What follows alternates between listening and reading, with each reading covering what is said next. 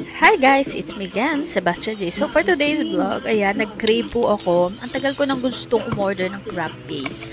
Natikman nyo na ba to? Itong Cal's Delight. So, in-order ko lang to sa TikTok shop. So, ayan, alam nyo ba, ang bango-bango niya, in fairness, pero hindi ko pa siya natitikman. And, ayan nga, pagtingin ko, ang dami niyang mga laman-laman na buo-buo na. Meron, yung iba nga, meron pang shell. Pero in fairness sa kanya, parang pure siya. Pure na pure. So, ayan nga. Natikman ko, ang sarap niya pala. And, alam niyo, parang hinahatak ako na lagay ko sa rice, pero hindi ko pa siya kumain na kasi ko niya bago dumating yung parcel na yan. Pero ang sarap niya, in fairness. May re-recommend ko to sa inyo. Ay, grabe. Kaya lumabas po ako kasi nga madilim. So, ayan yung itsura niya. Grabe, buo-buo talaga siya, as in laman na laman, laman na laman.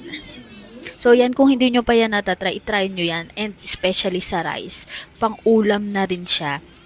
And at that same time, malinamnam siya. Wala siyang yung meron lang siyang konting oil, pero hindi siya yung sobrang dami. Alam nyo yun? At least hindi siya tinipid. Worth it yung price niya.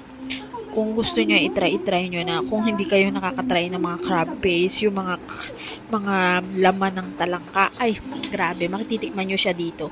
Alam nyo bang mahal ang talangka? Na-try ko nang bumili yan sa Maynila. Ay, grabe, 2.5, 4 lang yun. O, diba? Diyan, matitikman nyo na. Andyan yan sa yellow basket, bumili na kayo.